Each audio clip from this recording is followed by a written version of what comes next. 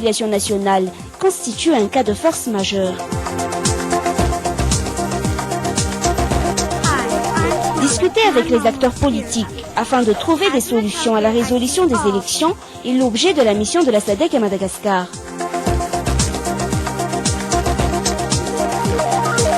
À l'étranger, l'Union européenne vote pour la levée de l'embargo des armes vers la Syrie. Voici le journal.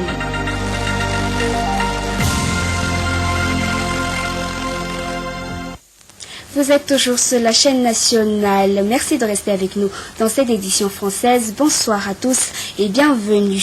Pour commencer, page politique. La CES se déclare incompétente pour reporter la date du scrutin. Telle est la réponse de la Cour électorale spéciale qui vient de publier sa décision numéro 05-CES/D du 28 mai 2013 concernant une requête aux fins de constatation d'un cas de force majeure. Nous y reviendrons à ce sujet quand les images seront prêtes, mais restons toujours dans le cadre de la politique. Une délégation de la SADC, conduite par le docteur Leonardo Simão, a rencontré le Premier ministre Jean-Omer Berizik ce matin. Objectif de la mission, discuter avec les parties prenantes à la feuille de route sur le processus de sortie de crise, notamment la tenue des élections. Nathalie Léab nous en dit plus. La mission de la délégation de la SADC à Madagascar durera jusqu'à samedi prochain. Après un entretien avec le Premier ministre Omer Berizik à Mazouarif ce matin, la délégation aura pour mission de rencontrer le ministre des Affaires étrangères, les parties prenantes signataires de la feuille de route, et soit les entités malagasses, soit la communauté internationale. Dans ses propos, le docteur Simão a précisé la nécessité de suivre les décisions de la communauté internationale et a apporté quelques explications sur cette décision de la communauté internationale. Et concernant la date des élections, il a ajouté que c'est à la CENI de prendre les décisions relatives à ce sujet. La décision est déjà prise que tous ceux qui supportent candidat en violation de la loi malgache, d'abord, doit corriger ça. On ne peut pas accepter des candidats qui sont là en violation de la loi, parce qu'il s'agit plutôt des candidats à être chef d'État. Et une fonction importante d'un chef d'État, c'est d'être le gardien de la Constitution. Donc si un individu, un citoyen supporte candidat en violation de la Constitution elle-même, ça n'est pas acceptable. Un point de presse sera organisé après avoir rencontré toutes les entités concernées par le processus de sortie de crise, a précisé le docteur Simão dans son élocution. Et en fin d'après-midi, le docteur Leonardo Simão et son équipe a rencontré les forces de l'ordre, le comité de suivi et de contrôle de l'application de la feuille de route, le Conseil de la réconciliation nationale ou FFM, toujours dans ce cadre du processus de sortie de crise. Nous écoutons tout de suite les propos de Simão sur le micro de Girardo Ramambassou. Nous avons échangé des points de vue, des informations sur la situation du pays maintenant, ce qu'on peut appeler la crise dans la crise. Et nous avons discuté comment sortir cette crise vers la tenue des élections qui soient crédibles. Et je tiens à répéter ce que j'ai dit auparavant, que les élections crédibles doivent être acceptées et acceptables pour les Malgaches en premier lieu, parce qu'ils sont les électeurs. Les élections, c'est quelque chose qui concerne aux Malgaches eux-mêmes. Donc, ils doivent être assurés que la tenue des élections dans tous les processus a bien respecté la loi malgache. Donc il faut donner ces assurances et prendre des décisions qui donnent cette assurance aux citoyens, mais qui donnent aussi la même assurance aux partis politiques et aux candidats qui participent, que les règles du jeu sont respectées, que la constitution du pays est respectée, mais aussi à la communauté internationale qui aussi aide Madagascar à faire un effort pour sortir de la crise. La communauté internationale demande d'être assurée que leur soutien au pays pour sortir de la crise produit des bons résultats. les bons résultats sont justement la tenue des élections crédibles. Donc il faut réfléchir quels sont les éléments qui mettent en cause cette crédibilité des élections. Il y a des initiatives que les institutions ici représentées ont prises pour aider les pays à sortir de la crise. Nous avons salué ces initiatives, nous avons encouragé à continuer ces efforts pour aider les pays à bien préparer les élections. Cette délégation de la SADC est arrivée dans nos murs hier et dans l'après-midi de ce lundi, elle a rencontré les membres de la Commission électorale nationale indépendante pour la transition. Un entretien axé sur les préparatifs des élections. Un reportage de Voulara Farassou. À peine arrivée sur le sol malgache, la délégation de la SADC, composée du professeur Gerhard Todemej, M. Renaud Bernardin, Mme Orlanda Raphaël et M. Balol Sergio, a rencontré la Commission électorale nationale indépendante pour la transition, conduite par son vice-président, M.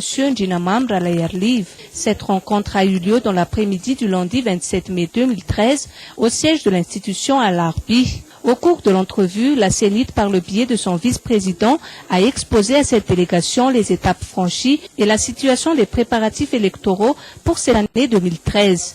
La délégation, qui est en visite de la Grande Île jusqu'au 1er juin, a fait également un tour d'horizon sur l'environnement global des élections à Madagascar.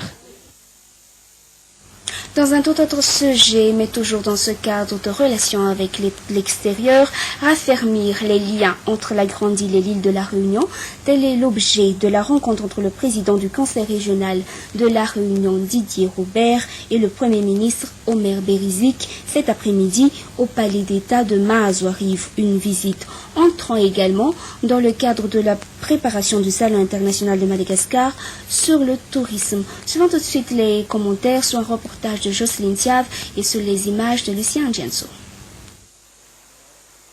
L'amélioration de la coopération entre les deux îles, autant sur le secteur tourisme que l'énergie, permettra à Madagascar et à la Réunion de s'affirmer sur l'échelle régionale, mais également internationale. À cet effet, une délégation réunionnaise, conduite par le président du Conseil régional de la Réunion, Didier Robert, a rencontré le Premier ministre Omer Berizik. Je fais partie de ceux qui, à la Réunion, militent pour un renforcement des actions de coopération entre nos îles, notamment sur la dimension économique. Et je crois que nous avons des atouts à La Réunion, qu'il y a des atouts donc ici à Madagascar, qui fait que nous pouvons être plus forts ensemble, notamment sur des sujets comme la sécurité alimentaire, comme les énergies et comme le tourisme, bien évidemment.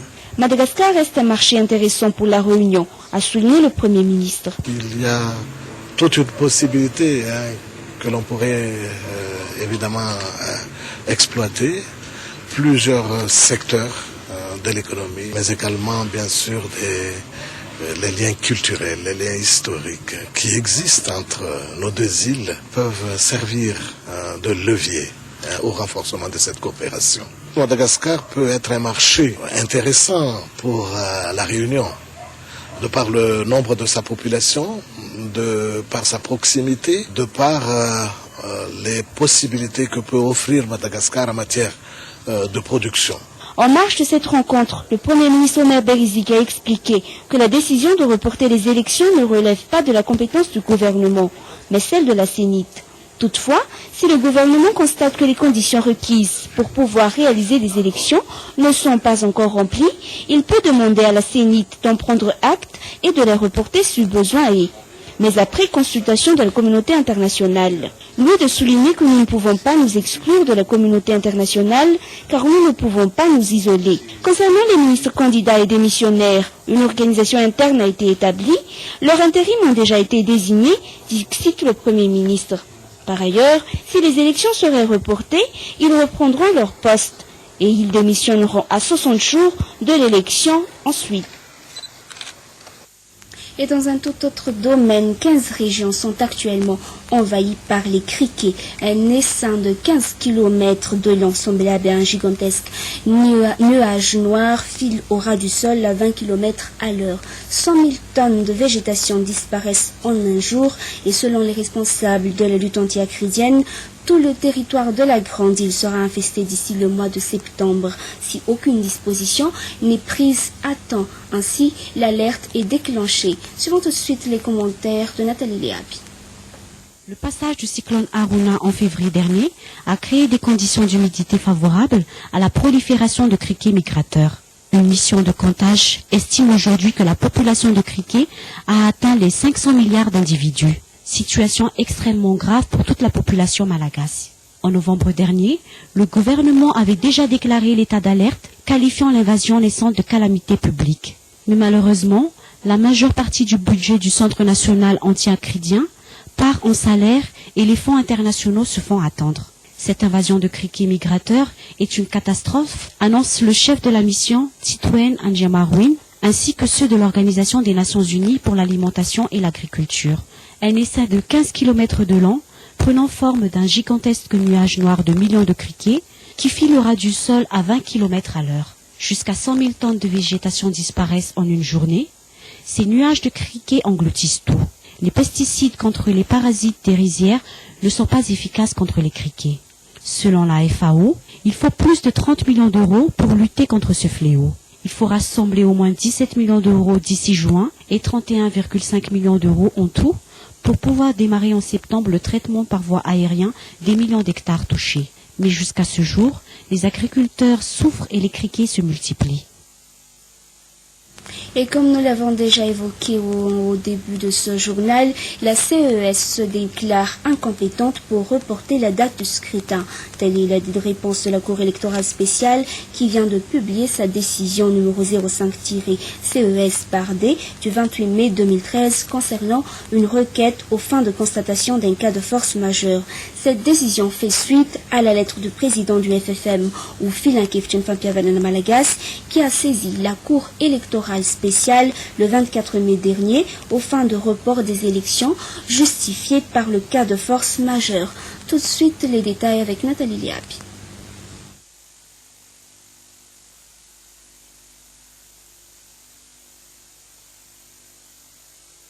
Le président du Philankeftin Fampiavanana Malagasy, ou FFM, saisit la Cour électorale spéciale aux fins de report des élections justifiées par le cas de force majeure sur la compétence de la Cour électorale spéciale. Considérant qu'en vertu des dispositions de l'article 3 de la loi organique numéro 2012-015 du 1er août 2012 relative à l'élection du premier président de la 4e République est reportée à une nouvelle date dans les conditions et selon les modalités définies aux articles 3.1 à 3.4 ci-dessous, en cas de décès d'un candidat avant un tour de scrutin ou s'il survient un autre cas de force majeure dûment constaté par la Cour électorale spéciale. En conséquence, la Cour de Séance est compétente pour connaître de la présente requête. Sur la recevabilité de la requête, considérant qu'au terme de l'article 5F de la loi numéro 2010-010 du 30 juillet 2012 portant création, mission, attribution, composition et modalités de fonctionnement du Philankeftin Fampiavanana Malagasy ou FFM au Conseil de la réconciliation nationale, CRN, le FFM a pour attribution principale la résolution des conflits pouvant porter atteinte à l'unité nationale et à la paix sociale afin d'établir les saines fondations pour l'avenir de Madagascar par la proposition et le suivi de l'application de toutes mesures renforçant la réconciliation nationale politique, économique, sociale et culturelle.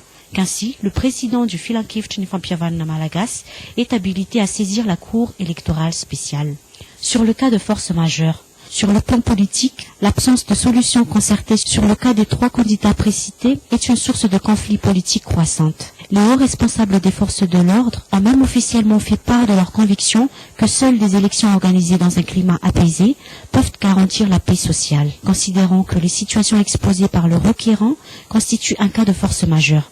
En effet, les faits évoqués sont imprévisibles, insurmontables et extérieurs à la volonté des autorités électorales, considérant qu'ils résultent des dispositions des articles 3.2 et 3.4 de la loi organique numéro 2012-015 cités ci-dessus, qu'ils n'appartiennent pas à la Cour électorale spéciale de statuer sur un éventuel report de la date du scrutin.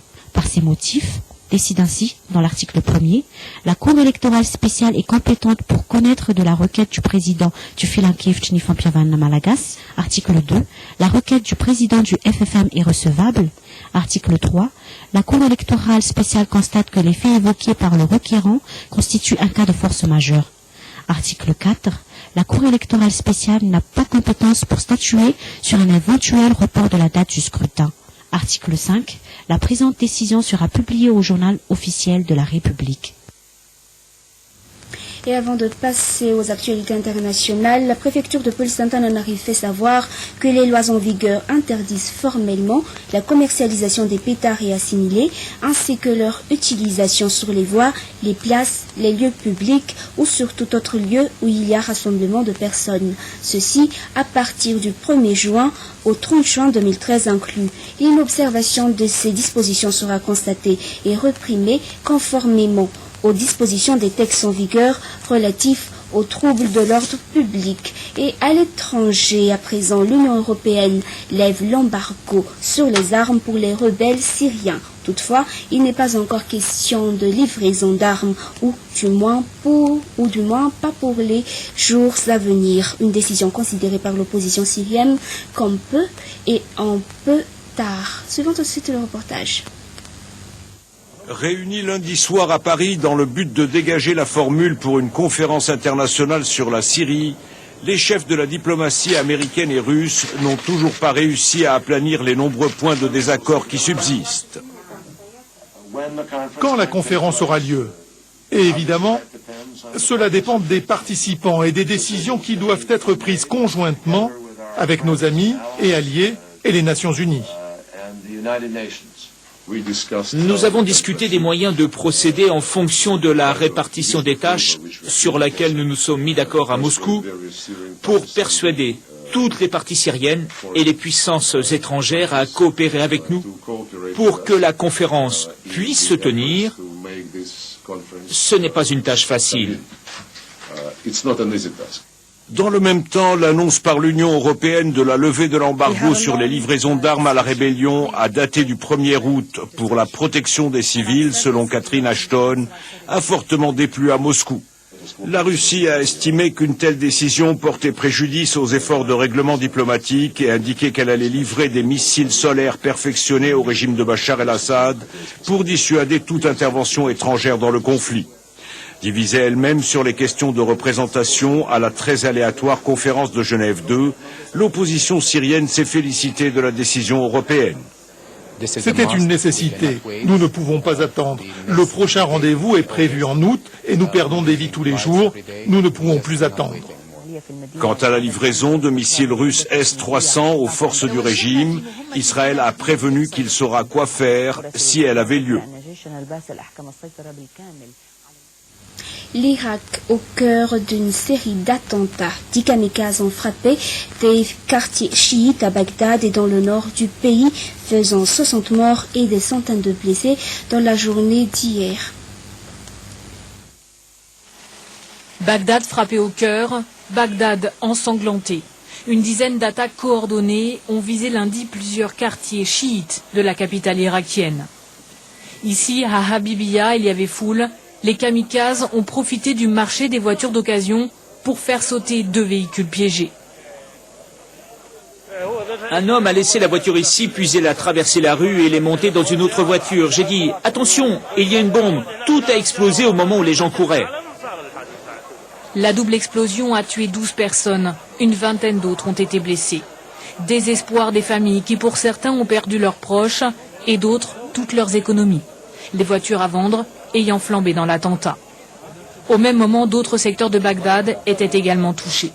Dans cette rue très commerçante du centre-ville, un véhicule bourré d'explosifs sautait au milieu des passants, causant la mort de 3 personnes. Quels crimes ont commis ces victimes innocentes? Un enfant de 4 ans a été tué. Qui est responsable de ces massacres? Tout ce lundi, le nombre de victimes n'a cessé de monter à Bagdad et aussi plus au nord, à Kirkouk. Bilan total, près de 60 morts et plus de 180 blessés. Un mois de mai particulièrement meurtrier, avec déjà 500 tués décomptés. Des violences orchestrées le plus souvent par des activistes sunnites. Ils accusent le gouvernement de les marginaliser au profit de la communauté chiite. Au final de cette édition, merci d'être resté avec nous. Bonne soirée à tous.